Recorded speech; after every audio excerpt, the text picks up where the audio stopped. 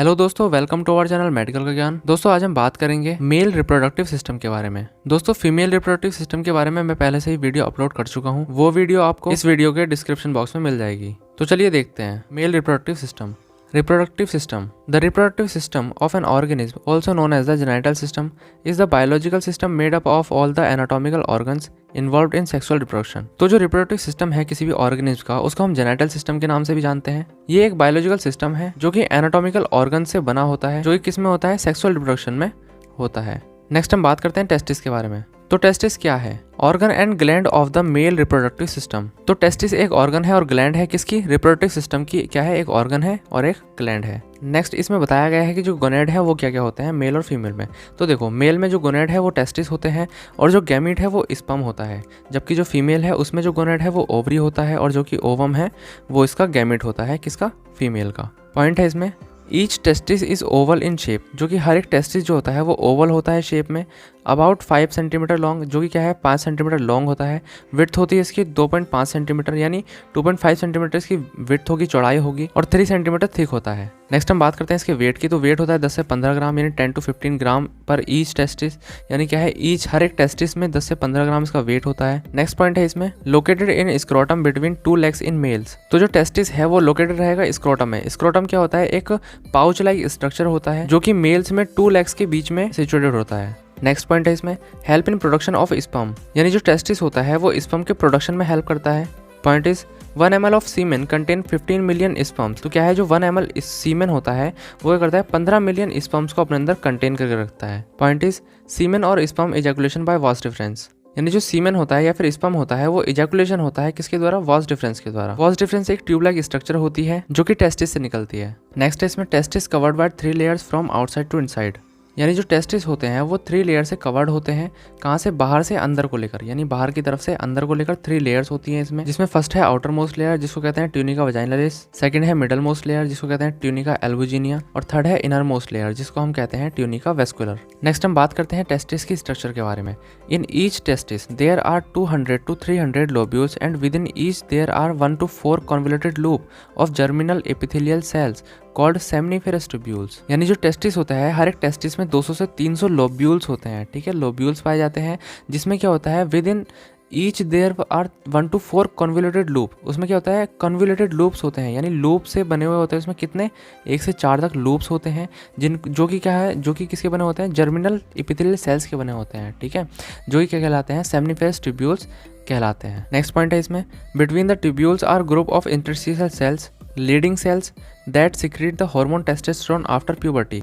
यानी क्या होता है, जो ट्यूब्यूल्स होते हैं उनके बीच में क्या होता है, ट्यूब्यूल्स का एक ग्रुप होता है जिनके बीच में इंटरस्टिशियल सेल्स रहती हैं, जो कि कहाँ रहती हैं? इंटरस्टिशियल स्पेस में रहती हैं, ठीक है। यानी जो 2 ट्यूब्यूल है, मान लीजिए ट्यूब्यूल है, उनके बीच में क्या रहेगा? एक स्पेस रहेगा जिसको हम कहेंगे इंटरस्टिशियल स्पेस, जो कि क्या है, जिसके बीच में क्या होती हैं?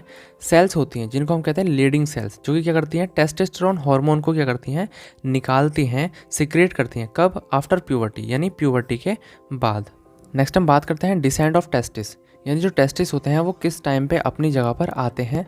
At the time of pregnancy, या फिर एट द टाइम ऑफ जब बच्चा क्या होता है ना, जब पेट में होता है, यानी जब बेबी पेट में होता है मदर के, तब उस टाइम पे जो टेस्टिस होते हैं वो किस टाइम पे आते हैं?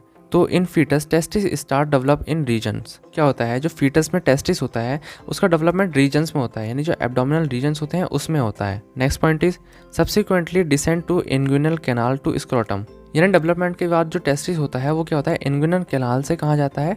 स्क्रोटम में जाता है। इन 7th month pregnancy period it reaches in transverse inguinal canal and in 9th month it reaches in scrotum. यानी क्या होता है, 7th मंथ में जो प्रेगनेंसी पीरियड होता है 7th मंथ का, उसमें जो टेस्टिस होते हैं वो कहाँ पहुँचते हैं? ट्रांसवर्स इंग्विनल कैनाल में पहुँच जाते हैं, और उसके बाद 9th मंथ में वो कहाँ पहुँच जाते हैं? स्क्रोटम के अंदर पहुँच जाते हैं। Next point is testis located outside the body in scrotum because testis required lowest temperature as compared to inner body temperature for sperm production। तो क्या होता है, जो टेस्टिस हैं वो बॉडी के आउटसाइड में क्या है, लोकेटेड रहते हैं। कहाँ पर? स्क्रोटम में, ठीक है। क्योंकि क्या होता है, जो टेस्टिस हैं उसमें स्पर्म के बनने के लिए, क्योंकि स्पर्म बनता है कहाँ पर? टेस्टिस में, और टेस्टिस में स्पर्म बनने के लिए एक टेम्परेचर की ज़रूरत होती है, जो कि क्या है, मेंटेन टेम्परेचर है। कितना होता है? तो बॉडी से जितना बॉडी का टेम्परेचर होता है उससे 2 या 3 डिग्री सेल्सियस कम टेम्परेचर किसका होता है? टेस्टिस का होना चाहिए स्पर्म के प्रोडक्शन के लिए। Next point is temperature of testis. जो टेम्परेचर है टेस्टिस का वो कितना होना चाहिए, तो 35 डिग्री सेल्सियस या फिर 95 डिग्री फ़ारेनहाइट क्या होना चाहिए, टेम्परेचर होना चाहिए टेस्टिस का। किसके लिए, प्रोडक्शन ऑफ स्पर्म, स्पर्म के बनने के लिए। नेक्स्ट है इसमें prostate gland, located in pelvic cavity in front of rectum and posterior to symphysis pubis. देखो क्या होता है, जो प्रोस्टेट ग्लैंड है वो लोकेटेड होती है कहाँ पर, पेल्विक कैविटी में, ठीक है, कहाँ पर, रेक्टम के सामने यानी रेक्टम के फ्रंट में, और पोस्टीरियर टू सिम्फाइसिस प्यूबिस, जो सिम्फाइसिस प्यूबिस होता है उसके पीछे क्या होती है, प्रोस्टेट ग्लैंड लोकेटेड होती है। It completely covers the urethra and merge with bladder. देखो क्या होती है, जो प्रोस्टेट ग्लैंड है वो मर्ज होती है ब्लैडर से और कम्प्लीटली कवर करती है किसको, यूरेथ्रा को, ठीक है। यूरेथ्रा को क्या कर लिया, मान लीजिए ये यूरेथ्रा है, ठीक है, इस यूरेथ्रा को कम्प्लीटली कवर कर लेगी कौन, प्रोस्टेट ग्लैंड, ठीक है, इसके चारों ओर। और क्या करती है, ये मर्ज होती है ब्लैडर से, ठीक है, इसके पास ही क्या होता है, ब्लैडर होता है यहाँ पर ऐसे करके। नेक्स्ट हम बात करते हैं इसकी शेप की, तो वॉलनट शेप होती है, 8 gram in weight in youth age age increases the size also increase, ठीक है। देखो क्या होता है, 8 ग्राम वेट होता है कहाँ पर, यूथ में, ठीक है, जो यूथ होता है उसमें 8 ग्राम वेट होता है, और जबकि जो किसके साथ, एज के साथ बढ़ता चला जाता है, ठीक है, जो कि क्या है, एज के साथ इनका साइज बढ़ता चला जाता है या फिर वेट बढ़ता चला जाता है। Next point is prostate gland consist of 20 to 30 separate glands, यानी जो प्रोस्टेट ग्लैंड होती है उसमें 20 से 30 क्या होते हैं, सेपरेट ग्लैंड्स होते हैं, ठीक है। नेक्स्ट हम बात करते हैं इसके फंक्शंस के बारे में, तो release prostatic fluid and joints with sperm and make semen. देखो क्या होता है, प्रोस्टेट फ्लूइड निकलता है इससे, ठीक है, जो प्रोस्टेट ग्लैंड है उससे प्रोस्टेटिक फ्लूइड निकलता है जो कि जॉइन होता है किसको, स्पर्म को जॉइन करता है, ठीक है, और सीमेन बनाता है, ठीक है। Maintain pH for fertilisation, fertilisation के लिए पीएच को मेंटेन करता है। नेक्स्ट पॉइंट है maintain and regulate urinary flow, और जो यूरिनरी फ्लो होता है उसको मेंटेन करने का काम कौन करती है, प्रोस्टेट ग्लैंड करती है। नेक्स्ट हम बात करते हैं सर्टोरी सेल्स या फिर नर्व सेल्स के बारे में।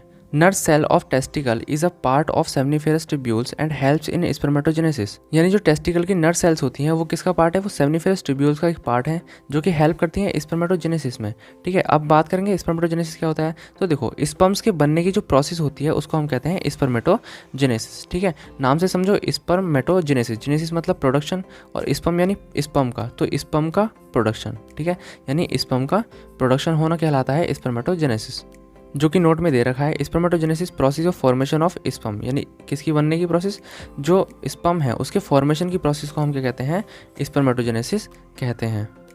नेक्स्ट हम बात करते हैं स्पर्म के बारे में, तो स्मॉलेस्ट सेल इन मेल, यानी मेल में क्या होती है, स्मॉलेस्ट सेल होती है। नेक्स्ट पॉइंट है इसमें 1 ml सीमेन में 15 मिलियन स्पर्म्स होते हैं, ये मैंने पहले ही बता चुका हूँ कि जो 1 ml सीमेन होता है उसमें 15 मिलियन स्पर्म्स होते हैं, ठीक है।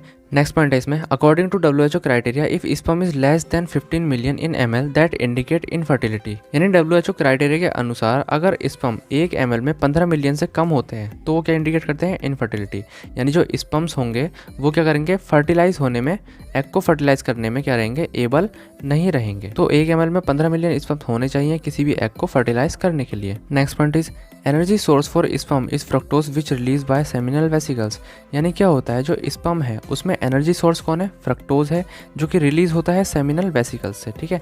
सेमिनल वेसिकल्स एक स्ट्रक्चर होता है किसमें, जो टेस्टिस होते हैं वहाँ पर एक स्ट्रक्चर होता है सेमिनल वेसिकल जहाँ से रिलीज होता है फ्रक्टोज, जो कि क्या है, स्पर्म का एनर्जी सोर्स है। नेक्स्ट पॉइंट इज सीमेन क्या होता है, एल्कलाइन होता है जिसका पीएच होता है 7.2 to 8 होता है। नेक्स्ट हम नोट देखते हैं, तो नोट में है पहला ऑर्चाइटिस। ऑर्चाइटिस क्या होता है, इन्फ्लामेशन ऑफ टेस्टिस, यानी टेस्टिस में इन्फ्लामेशन हो जाना।